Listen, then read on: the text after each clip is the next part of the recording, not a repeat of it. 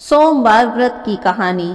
बोलिए शंकर भगवान की जय हो, पार्वती माता की जय हो। किसी नगर में एक बहुत धनवान साहूकार रहता था। उसके घर में धन की कोई कमी नहीं थी, किसी चीज की कोई कमी नहीं थी, पर उसको एक बड़ा भारी दुख था कि उसके कोई संतान नहीं थी। इसी चिंता में दिन रात लगा रहता। पुत्र की कामना से प्रत्येक सोमवार को भगवान शिव का व्रत करता और पूजन करता। शाम को शिव मंदिर में जाकर भगवान शिव के सामने दीपक जलाता। उसके भक्ति भाव को देखकर एक समय पार्वती जी महाराज शिव से बोली कि हे महादेव, ये साहूकार आपका बड़ा भक्त है, सदैव आपका व्रत करता है, पूजन करता है, आपको इसकी मनोकामना पूरी करनी चाहिए। तब भगवान शिव कहने लगे, पार्वती जी, ये संसार कर्म क्षेत्र है। किसान जैसा बीज खेत में बोता है वैसा ही फल काटता है। उसी तरह से संसार में जैसा कर्म करते हैं वैसा ही फल भोगते हैं। तब पार्वती जी कहने लगी, महादेव जी, जब यह आपका भक्त है और अगर इसे किसी बात का दुख है तो आपको दूर करना चाहिए, क्योंकि आप तो सदैव अपने भक्तों पर दयालु रहते हैं, उनके दुखों को दूर करते हैं। अगर आप ऐसा नहीं करेंगे तो अवश्य आपकी सेवा और व्रत क्यों करेगा। तब पार्वती जी का आग्रह देखकर शिवजी महाराज कहने लगे, पार्वती जी, इसके कोई संतान नहीं है, इसी चिंता में दुखी रहता है, पुत्र की कामना से मेरा व्रत और पूजन करता है। आप कह रही हैं तो इसके भाग्य में पुत्र न होने पर भी मैं इसको पुत्र प्राप्ति का वर दे देता हूँ, पर यह पुत्र केवल 12 वर्ष तक ही जीवित रहेगा, उसके बाद मृत्यु को प्राप्त हो जाएगा। इससे अधिक मैं इसके लिए कुछ नहीं कर सकता। शिव पार्वती जी की ये सब बातें साहूकार ने सुन ली थी। ये सब सुनकर उसको ना कुछ प्रसन्नता हुई और ना ही दुख हुआ। पहले की तरह ही शिवजी महादेव का पूजन करता रहा और व्रत करता रहा। कुछ समय बाद उसके घर में एक बहुत सुंदर पुत्र का जन्म हुआ। साहूकार के घर में बहुत खुशियां मनाई गई, पर साहूकार को तो पता था ये पुत्र केवल 12 वर्ष तक ही जीवित रहेगा, इसीलिए ना तो वह प्रसन्न हुआ और ना ही उसने ये बात किसी को बताई। जब वो बालक 11 साल का हो गया तब उसकी माता कहने लगी कि हमें इसका विवाह कर देना चाहिए। तब साहूकार बोला, नहीं, अभी इसका विवाह नहीं करूंगा, अभी तो मैं इसे काशी पढ़ने भेजूंगा। तब उस साहूकार ने उस बालक के मामा को बुलाया और उसे बहुत सारा धन दिया और कहने लगा, इस बालक को काशी ले जाओ पढ़ने के लिए।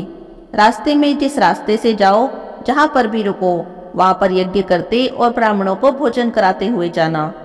अब दोनों मामा भांजे यज्ञ करते और ब्राह्मणों को भोजन कराते हुए जा रहे थे। रास्ते में एक शहर में रुके। उस शहर के राजा की कन्या का विवाह था। दूसरे राजा का लड़का जो विवाह कराने के लिए बारात लेकर आया था, एक आंख से काना था और उसके पिता को इस बात की बड़ी चिंता थी, कहीं वर को देख लिया तो कन्या के माता पिता विवाह में अड़चन न पैदा कर दें। इस कारण उन्होंने जब अति सुंदर साहूकार के लड़के को देखा तो मन में सोचने लगा, क्यों न दरवाजे के समय इस लड़के से ही वर का काम चलाया जाए।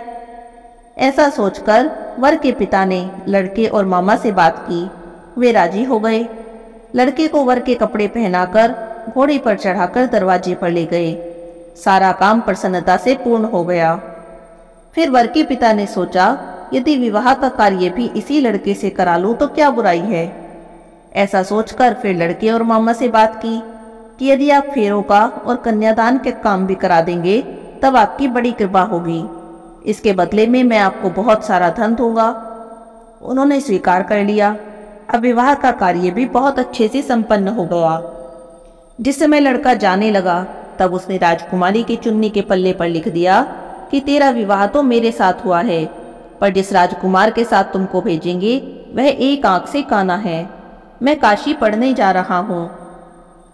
लड़के के जाने के बाद राजकुमारी ने जब अपनी चुन्नी पर ऐसा लिखा हुआ पाया तो उसने राजकुमार के साथ जाने से मना कर दिया। कहने लगी, यह मेरा पति नहीं है, मेरा विवाह इसके साथ नहीं हुआ है, मेरा पति तो काशी पढ़ने गया है।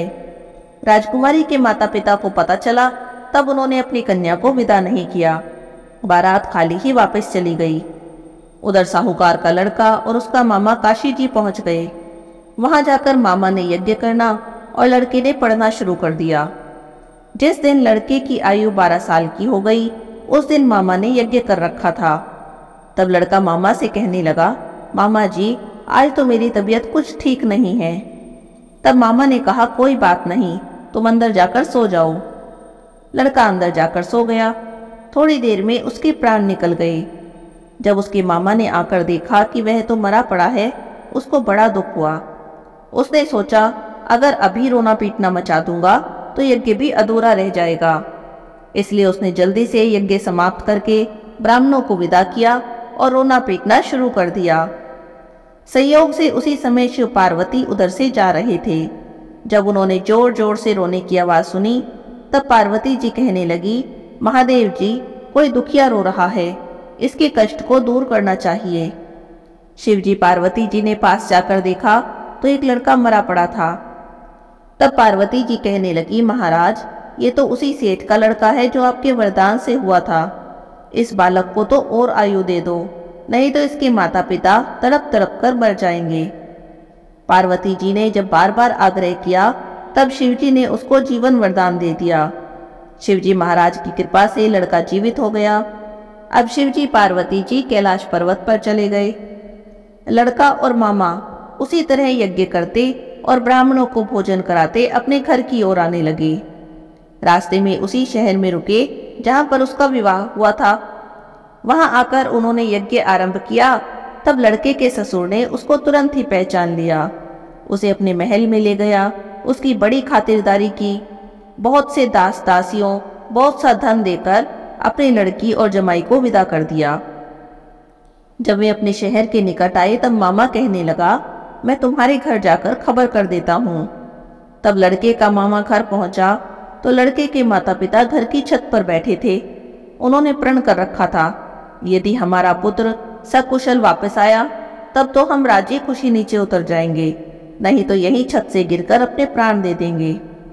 तब लड़के के मामा ने आकर समाचार दिया कि आपका पुत्र आ रहा है। तब उन्हें विश्वास नहीं हुआ। तब मामा ने शपथ पूर्वक कहा कि आपका पुत्र अपनी पत्नी के साथ, बहुत से दास दासियों के साथ, बहुत सा धन लेकर आ रहा है। तब सेठ के आनंद की सीमा नहीं रही। उसने बड़े आनंद से सबका स्वागत किया और फिर सेठ, सेठानी और उनका लड़का बड़ी प्रसन्नता के साथ रहने लगे। जो कोई भी सोमवार का व्रत करता है, इस कथा को पढ़ता है अथवा सुनता है, उसकी सभी मनोकामनाएं पूरी होती हैं। बोलिए शंकर भगवान की जय हो, पार्वती माता की जय हो। आइए सुनते हैं भगवान शिव और माता पार्वती की एक बहुत ही सुंदर कहानी। एक दिन की बात है, भगवान भोलेनाथ कैलाश पर्वत से पृथ्वी की ओर चले। उन्हें जाता देखकर पार्वती मैया बोली, प्रभु कहाँ जा रहे हो? तब महादेव कहने लगे कि पृथ्वी लोक पर जा रहा हूँ। पार्वती जी बोली, महादेव जी, मैं भी आपके साथ चलूंगी। तो भोलेनाथ कहने लगे, नहीं पार्वती जी, तुम साथ में चलकर क्या करोगी? थक जाओगी, तुम्हें भूख प्यास सताएगी। लेकिन पार्वती जी नहीं मानी। महादेव जी ने बहुत समझाया, पर पार्वती जी साथ चलने की जिद करने लगी। तब महादेव और पार्वती दोनों पृथ्वी लोक पर पहुंच गए। घूमते घूमते पार्वती जी थक भी गई और उन्हें भूख भी लगने लगी। वह कहने लगी, महादेव जी, मुझे तो बहुत जोर से भूख लग रही है, मुझे तो खीर खांड का भोजन चाहिए। तब महादेव जी बोले, पार्वती जी, मैंने तो आपसे पहले ही मना किया था कि आप मत चलो, आपको भूख प्यास सताने लगेगी, पर आप माने ही नहीं। चलो अब आगे चलो, देखते हैं क्या होता है। आगे चले तो एक घर दिखाई दिया। उसका दरवाजा खटखटाया। एक सेठानी बाहर आई, पूछने लगी, बोलो क्या चाहिए? तब महादेव जी बोले कि हमें खीर खांड का भोजन चाहिए। तो यह सुनकर सेठानी बिगड़ गई और कहने लगी, अगर दोनों को खीर खांड का भोजन चाहिए था तो अपने घर में क्यों ना रही? ऐसा कहकर वो तो दरवाजा बंद करके घर के अंदर चली गई। महादेव पार्वती आगे चले। आगे जाकर उन्हें एक बुढ़िया माई मिली। उससे कहने लगे, बुढ़िया माई, हमारी पार्वती जी को भूख लग रही है, उन्हें खीर खांड का भोजन चाहिए। तब बुढ़िया माई कहने लगी, आओ महाराज बैठो। बुढ़िया माई ने महादेव पार्वती बिठा दिए और खुद लोटा परात लेके चल दी। महादेव जी ने देखा तो कहने लगे, बुढ़िया माई कहाँ जा रही है? तो वह कहने लगी, दूध चावल खांड लेने जा रही हूँ। तो महादेव जी बोले, घर के अंदर जाकर देख। तो बुढ़िया माई अपने घर के अंदर गई। देखा तो दूध, चावल और खांड के बर्तन भरे पड़े हैं। बुढ़िया माई अंदर गई और भिगोना भर के खीर बना ली। महादेव पार्वती जी को भोग लगा दिया। तब बुढ़िया माई कहने लगी, महाराज अब इस बची हुई खीर का क्या करूं? मेरे घर में तो कोई भी नहीं है। तब महादेव जी ने कहा कि बुढ़िया माई तू आंख बंद कर। महादेव जी के कहने पर बुढ़िया माई ने आंख बंद कर ली। तब महादेव जी बोले, बुढ़िया माई अब अपनी आंख खोल कर देख। जब बुढ़िया माई ने आंख खोल कर देखा तो उसके घर में बहुत परिवार हो रहा था। बेटा, बहू, पोते पोतियों से पूरा घर भरा पड़ा था। तब बुढ़िया माई कहने लगी, महाराज इतने बड़े परिवार को कहाँ रखूं? मेरे तो ये एक छोटी सी झोपड़ी है। तब महादेव जी ने झोपड़ी को एक लात मारी और झोपड़ी महल बन गई। अब बुढ़िया माई खीर के कटोरे भर भर कर बांटने लगी। सेठानी के घर खीर देने गई।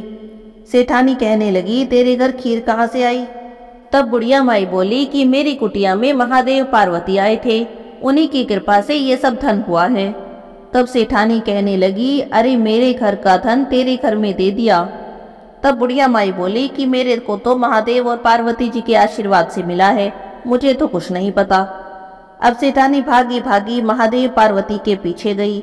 उनके पास जाकर बोली, महाराज मेरा धन बुढ़िया को क्यों दे दिया? तब महादेव बोले कि मैंने तो उठाया ना रखा, तूने ना कही इसीलिए तेरे ना हो गई, उसने हाँ कही इसीलिए उसकी हाँ हो गई। अब तो वो महादेव जी के पैर पकड़कर खड़ी हो गई। बोले, महाराज कुछ तो दो। तब महादेव जी बोले, जा तेरा काम रुकेगा नहीं, धन तेरा जुड़ेगा नहीं। ऐसा कहकर महादेव और पार्वती जी कैलाश पर चले गए। हे भोलेनाथ, जैसा बुढ़िया माई को दिया वैसा ही इस कहानी को कहते सुनते सबको देना, सबकी मनोकामना पूरी करना। बोलिए शंकर भगवान की जय हो, पार्वती माता की जय हो।